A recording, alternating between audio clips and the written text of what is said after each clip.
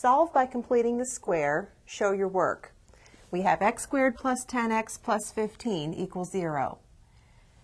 To complete the square, we want to get the x terms, that is x squared plus 10x, by themselves on one side of the equation. So we'll subtract 15 from both sides.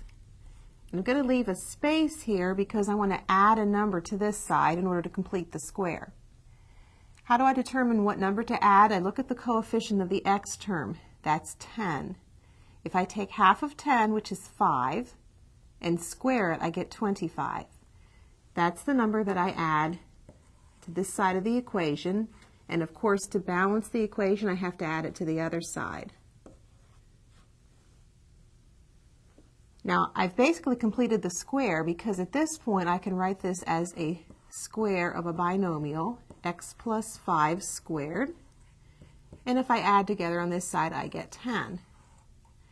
Now, once it's written in this form, we can solve by taking the square root of both sides. We can get, or using the principle of square roots, we get x plus 5 equals plus or minus the square root of 10. And so adding negative 5 to both sides, x equals negative 5 plus or minus the square root of 10. Now this stands for two solutions, negative 5 plus the square root of 10 and negative 5 minus the square root of 10. So we can write that the solutions are negative 5 plus or minus the square root of 10.